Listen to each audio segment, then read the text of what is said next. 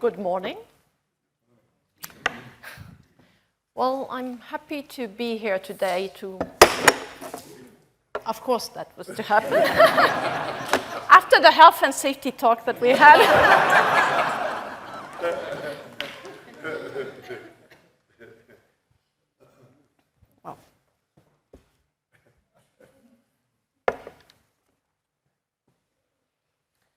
Well,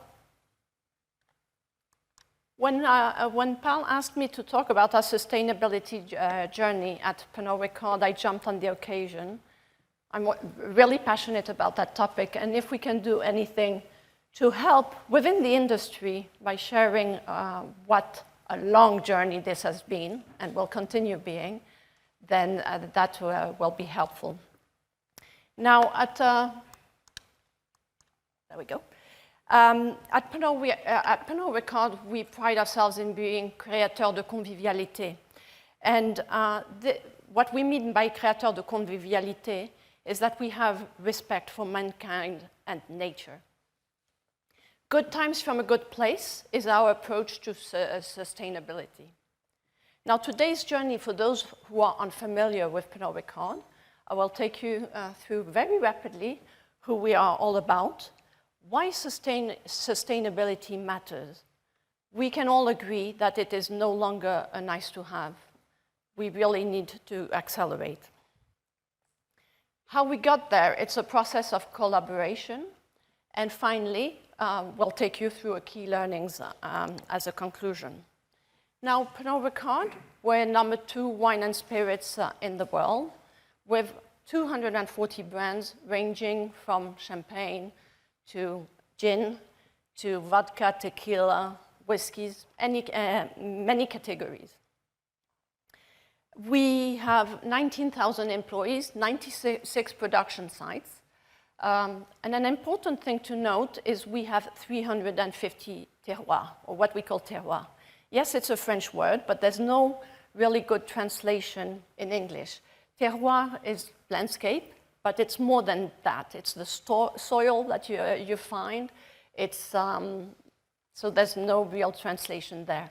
What I mean by 350 terroirs is the areas where we source our ingredients from. In regards to our Pernod Ricard in the UK, we have what we call 2 brand companies. So Chivas Brothers is a Scotch whisky entity of Pernod Ricard, and the Gin Hub is, as its name says it, is the gin entity. Pernod Ricard UK and Global Travel Retail are both distributing, what we call distributing companies. Now we have over 30 sites in the UK, mostly in Scotland, but it's to give you the breadth of our footprint here. And we have about 2,100 employees here as well. Now, coming to sustainability, why should it matter to everyone? And I really like the picture here on the left. COVID at the time we thought was insurmountable, but in comparison to what's coming with climate change, it's very tiny. And why is it important to us as a company? All our brands come from the land. The raw ingredients that we source come from the land. And we feel it's our responsibility to preserve it and protect it and give back to it. Particularly in the future, when we'll be having conflict of interest with foodstuff, possibly, and water access. Now, why does it matter to us as Pernod Ricard? It's just the right thing to do, to start with.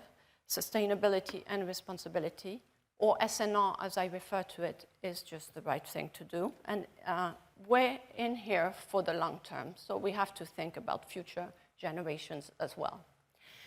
It's also important to attract and retain employees, and I've seen that firsthand when we recruit. It's one of the first questions that people ask. And if I have to give you a statistic, 76% of millennials will consider that within job interviews. It's important for the consumers and the choices they make they are getting more and more educated and want to make responsible choices. So being sustainable and responsible also helps you build purposeful brands. Now, as I mentioned earlier, it also addresses environmental and societal shifts. It's also something that can spark innovation, whether you find solution in other industries or whether you create just a new product development. And for Pernod Ricard, it's at the base of our vision with Créateur de Convivialité.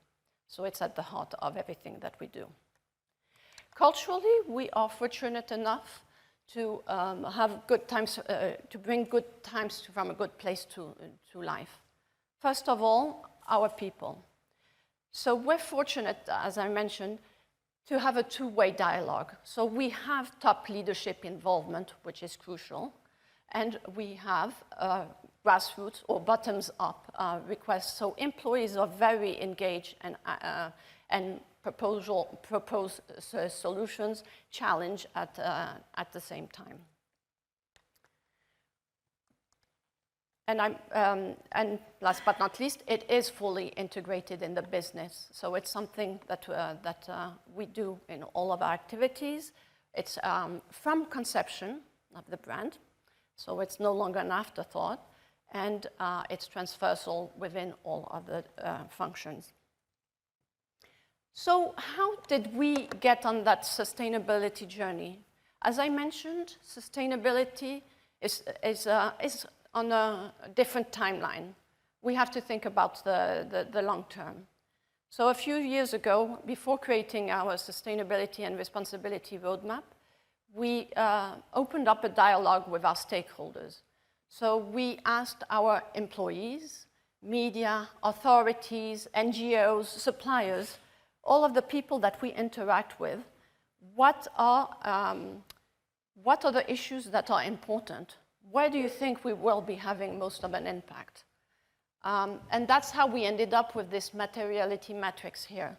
So first, it's a three-step process where you first understand what your actions need to be, and then you prioritize those actions where you have the most impact. And you can see at the bottom, on the bottom axis, those are the further you go to the right, the more important it is for Pernod Ricard, or at least we think it is. And then on the left, it's for the stakeholders. Now, this was done back in 2019. I think things have moved a little bit since then. The third step, which I'll get back to, is the governance, because you need to be held accountable for the actions you will be taking. So we have a governance in place. But before I get to that, just wanted to take you through our sustainability and responsibility strategy that we call good times from a good place. It's a powerful lever for performance and transformation. Now, the way we created this is to be aligned with the United Nations Sustainable Development Goals with a clear roadmap till 2030. Now, the four pillars that you see here address everything we do from grain to glass, or in other words, from agriculture all the way to consumption and recycling. Now, you'll note this is done from a corporate standpoint, but it is also complementary for the brands to join in. So I will share a few examples for the different initiatives that we have in those, all of those pillars. Some coming from the Scotch whiskey industry, and some coming from gin. So before I get into that, I mentioned governance, and the reason I put it here is because so if I start at the bottom, you will have all of the Pernod Ricard affiliates that have an SNR, or Sustainability and Responsibility Leader, that will be working with different experts. So for example, if we're talking about responsible drinking, we'll be working with the Public Affairs Group. or if we're talking about terroir, will be with people within operations that have that type of expertise. And the further up you go, so we'll have a sustainable and responsibility senior committee that will be overseeing, challenging all of these actions. And for the past few years now, we have a specific committee sitting on the Pernod Ricard board that will look at the relevancy of all our commitments. So if I delve now into a terroir more specifically, as I mentioned, geography is very important for our brands. So the botanicals we source and the countries we use to source them from is to obtain a specific flavor profile. Or if I give an example of Scotch whiskey, we, for example, for Abelauer, source our barley 15 kilometers in the neighborhood of Abelauer. So terroir is very important because it does have an impact on the quality of the products. Now, in this area, we have two areas of focus, which are regenerative agriculture and biodiversity. So in regenerative agriculture, it's not about just risk mapping and certification, is what are we putting in place to actually make the change. In terms of biodiversity, since the Industrial Revolution, we have lost 60% of species. So as landowners or working with the farmers and the land, we feel it's also our responsibility to do something in that area. It's a topic that's becoming just as important as the net zero conversation. Now, in terms of what we do in those areas, just for you to note, 1/3 of global CO2 emissions come from agriculture. 1/3. So that's it's a hotspot for Pernod Ricard. It's our #1 contribution to CO2 emissions. So definitely an area that we need to tackle. And how do we do that? So there are 3 ways of doing this. We are sourcing our raw ingredients locally. And if I give the example of Monkey 47, for example, in the distiller's cut, we have one of our botanicals that's being sourced a few kilometers away from the distillery. A second point is meeting crop standards. So for the Scotch whiskey industry, we do have the Red Tractor scheme that we're using, as well as the SAI certification.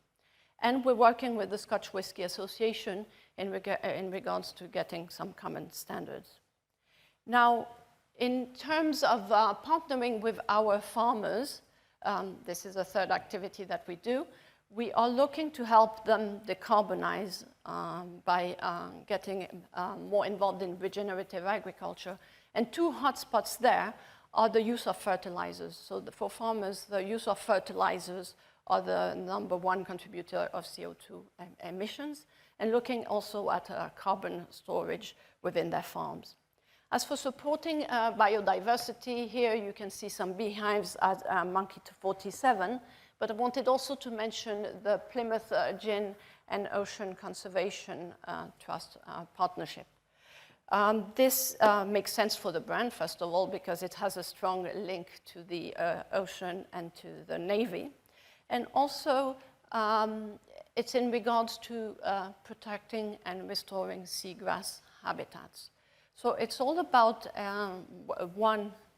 educating the public, working with authorities locally to ensure that we have what they call seagrass meadows, where there is no human activity, so that home to species can grow. And of course, we're working with the OCT to help monitor the progress in that area. So that's the first pillar, giving a few of examples of what we've been doing in that area. Our second pillar is all about people. And here it's fundamental is all about health and safety, about diversity and inclusion, responsible procurement, human rights. Now, if I delve into a few examples of what we're doing in that area, for example, well, I did mention health and safety, taking care of each other. We have different, we talk about that very often and raise awareness about the different accidents that can happen. And particularly, people think this can mainly happen in the plants, in the distilleries, but it can also happen in the office. And do you know that most accidents occur in the stairwells, for example? So a key area to look into. In terms of responsible procurement, as soon as we onboard suppliers, we do have our due diligence tool or questionnaire called Partner Up, so to ensure that they adhere to some suppliers' sustainable standards. And we do have an EcoVadis assessment tool and other tools that we use as we go. EcoVadis is shared by multiple sectors as well. In terms of the Burr world of tomorrow, so this is ensuring that our partners, so mainly here the retail industry or hospitality industry, is future fit. So it's an online course, sustainability course, ensuring, for example, they know how to reduce CO2 emissions or ensuring responsible consumption as well. So this is done in partnership with the Trash Collective and the Sustainable Restaurant Association. This D&I is obviously key in terms of looking at gender pay gap, of course, more women in management. Also, but it's also, so the United Networks is an employee resource group that was created following an internal competition called the Good Challenge, where people, and this was the finalist idea, where people wanted to create employee resource groups. So here you have a Fluid, our LGBTQ+ network, and Libra, our women's network, that were created that provide a safe space for people of the same identity, but also help educate the rest of the population in regards to the issues that they might be facing.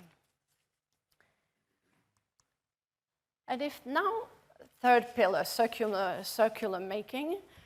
So we all know that our world is made of finite resources. And here it's about three specific areas. So how are we going to reduce or use more renewable energy? How are we going to minimize our waste and responsible water consumption? So if I delve into it, if I delve into it, let me start with packaging. And that's our number 2 hotspot at Pernod Ricard. It represents 1/4 of our CO2 emissions. If we look on the left here, we can see that glass is about 90% of the issues around of the CO2 emissions around packaging.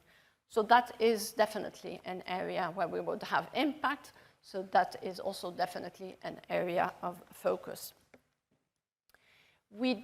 So one important thing is to ensure with your stakeholder engagement that colleagues know from the beginning, from conceptualization, that what our sustainability guidelines are in that area. And we do have what we call an EcoPack tool. As signatories of the Ellen MacArthur Foundation, we adopted the 5 principles which you see here, which are the 5 R's. So it's all about, whenever you can, reducing the materials that you use, or lightweighting. So in this case, I can show a few examples of, for example, our Chivas 12 bottle. We got rid of the secondary packaging there. And the image below, you can see that we got rid of all the dividers within the shipping containers of multiple brands. And here you can see that of Beefeater. We've also lightweighted, for example, the Plymouth bottle by 15%.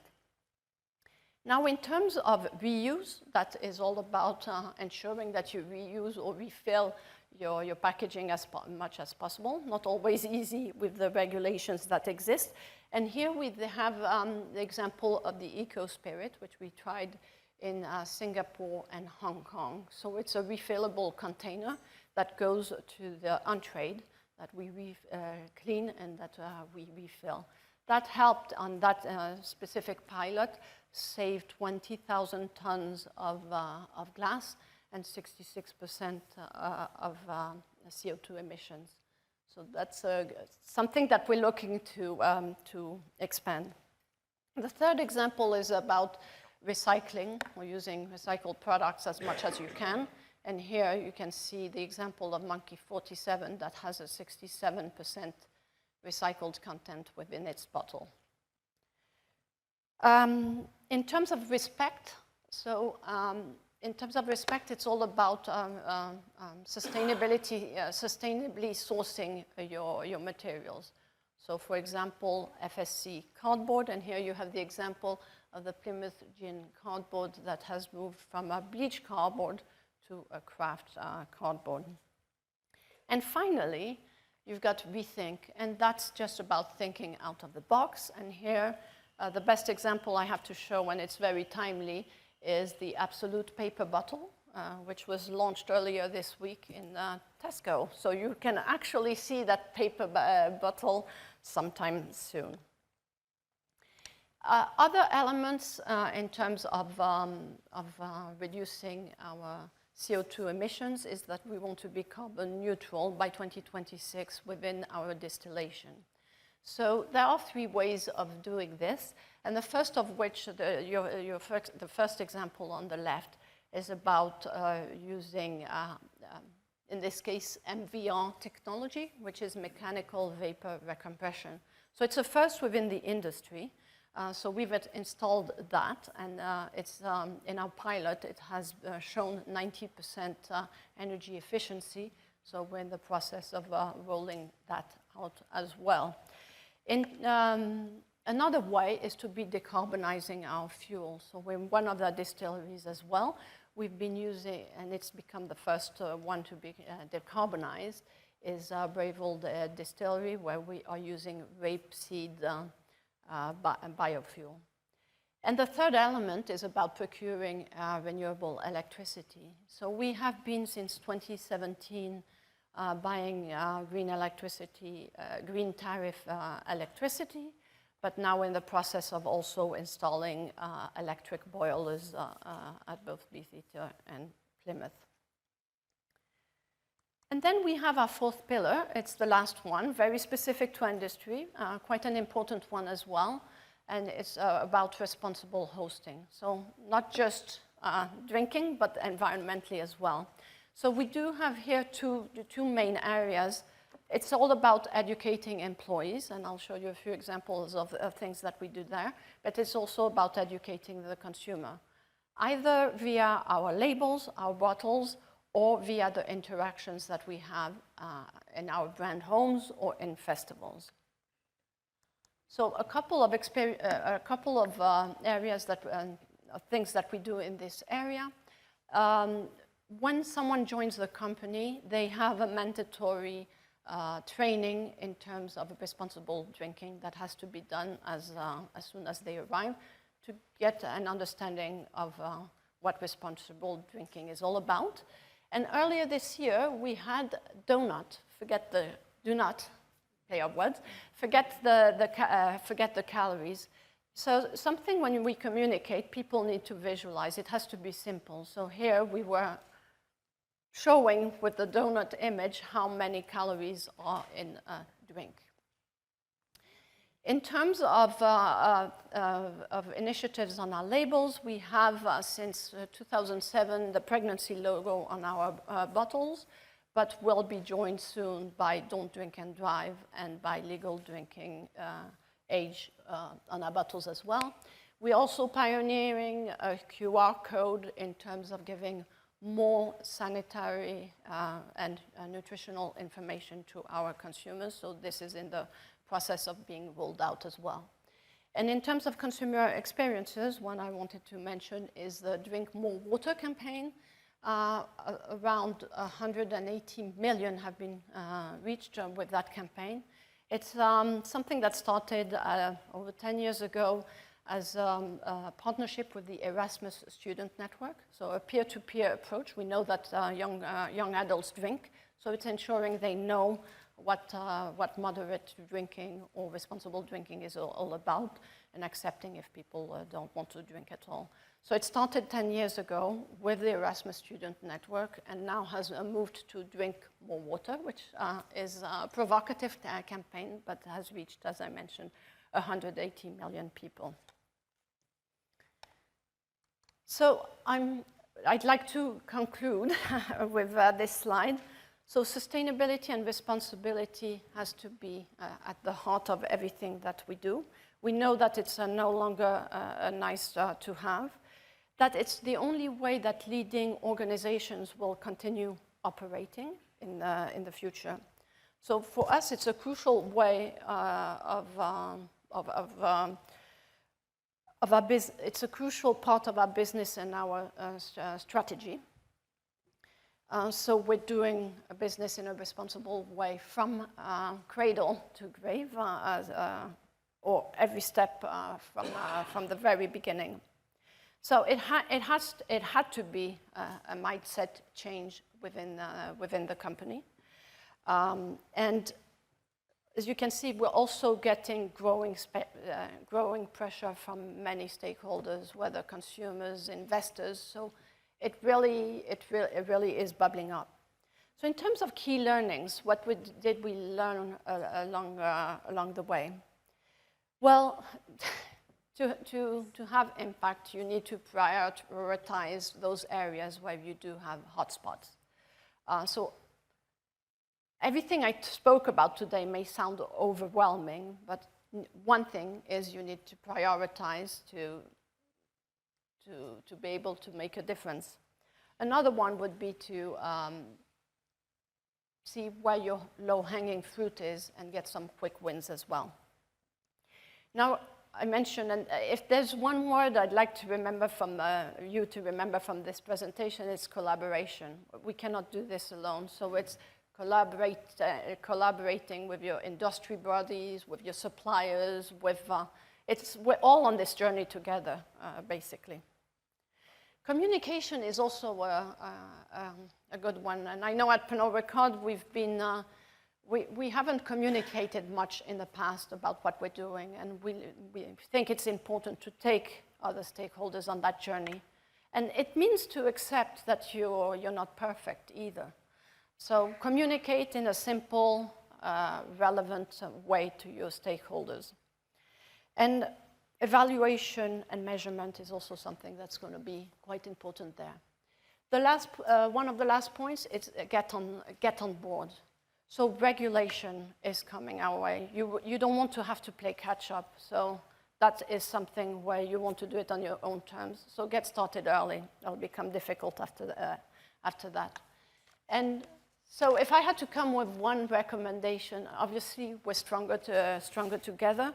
And I'd just like to mention the mission statement of the Gin Guild, which promotes and encourages commitment to excellence in gin distillation and industry custodianship of the spirit category.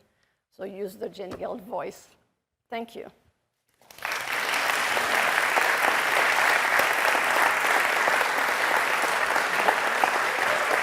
Oh, questions. I forgot questions.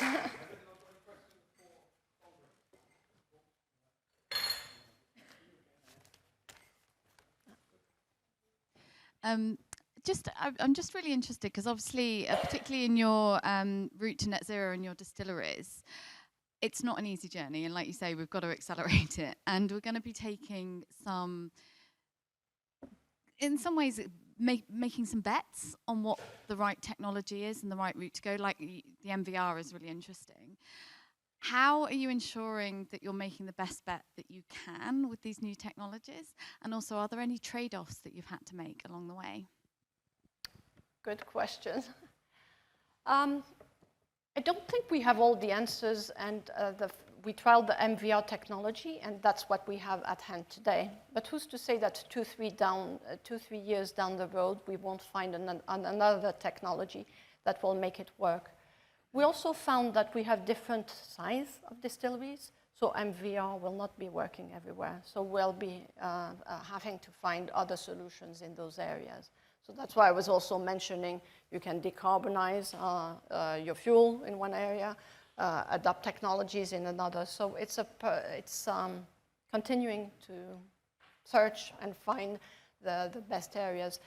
And in each solution, yes, you have to calculate your trade-offs and see where the least of the worst solutions, if I can.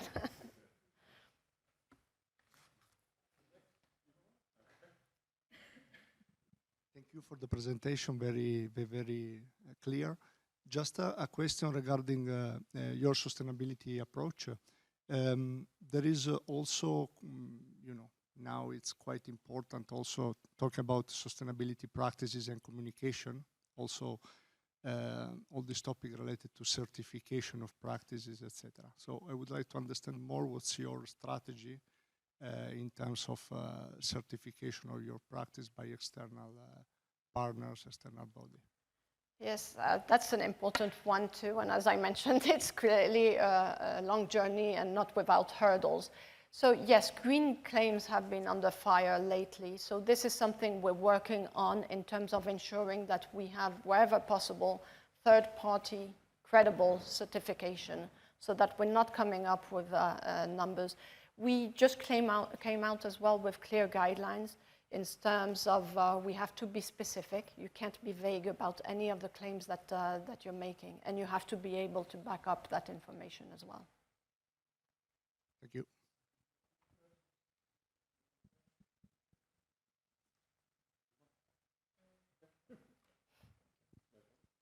Well, fascinating. And was it an economic challenge for Pernod? That will be my first question. And second, you talk about a few points, advices, but what would you say for small businesses to get on board at the first stage? How would you try to convince them on going to these challenges? Thank you. So the first question was about, I'm glad that we have gone through that mindset change at Pernod Ricard, because when we were talking about sustainability, I could hear the word cost. For me, that mindset change has to become, it's an investment in the future. It'll cost you more not to do what you need to do in regards to sustainability. So for me and for people now, it's become an investment. So yes, at times it is a more expensive option, but you want to be in it for the long term, so investing in the future. And your other question was around Producers. So small producers. Well, we are working with trained bodies, and we have different size companies. I mentioned it's concentrate. This might sound overwhelming. Obviously, as a big company, we have sustainability leaders, a whole dedicated department, many experts working in those areas. As a small company, I would go with the materiality matrix and see what's important for your employees, for you, and for your customers and for your stakeholders. In that case, it would allow you to concentrate in those, focus in those areas. If that helps any. Thank you. Just a small one as well. Did you find any help from the government or some local funding to help you to go through this? I don't quite get your question. For the governments to? Yeah, some funding to help you to go through the sustainability process. There's many out there. It's not quite governments. Obviously, we have to go with the regulations, but there are lots of resources that we use for packaging. For example, we've been a member of the Ellen MacArthur Foundation, so we are guided in that journey. We are also signed up, and that goes back to the question on communications, to the science-based targets. So it's very clear structurally what we need to do and in terms of progressing in sustainability, particularly CO2 emissions, Scope 1, Scope 2, and Scope 3. That's where the conversation is at the moment. Thank you, Gemma. Actually, this is very apt for us to say in 2 minutes we're going to break for coffee, where we can continue the conversation, because this is the start of a conversation. But first of all, I want to thank Sandrine for sharing such an interesting strategy that is fully comprehensive and led from the top. And actually, if you go back one slide, Sandrine. Oh, one. This one? Can you stay there? Okay. And when we say it's led from the top, it's really from the CEO downwards. And you can see Sandrine's brother there, Alexandra, getting Desmond Payne's famous health and safety briefing in the still house at Beefeater Gin over gin and tonic, which I'm told not everybody gets, but maybe Alexandra got special treatment. But Sandrine's brother has absolutely driven this from the top, and Sandrine is leading it as a member of the Ricard family, which is a great demonstration. And not only was this a comprehensive strategy, but so many actions we can already see, which is really, really impressive. But to come to Gemma's question, what we're going to do in the Gin Guild over the next few months, it's going to take a bit longer than that, is try and take some of this best practice, and we're going to work on a project to try and create for all our members, big or small, a way of creating a strategy similar to this and a framework, so that you can have a framework to develop your own sustainability strategy. Because some of this can be overawing, but actually they all draw down from the same objectives that are driven by the UN Sustainable Development Objectives. So we're going to start a project, it's very, very early days now, to help members create their own S&R strategy. Make sure there are no blank spots as well. So in particular, we're going to look at terroir and botanicals and grain spirit, hopefully, to make sure that we can give you what we would call a gin-centric S&R model. There's not going to be any mandatories in there because we're a broad church with members from over 20 countries with different regulations, but the principles are the same for everybody. So this is very early stages, and we hope to report back on that next year.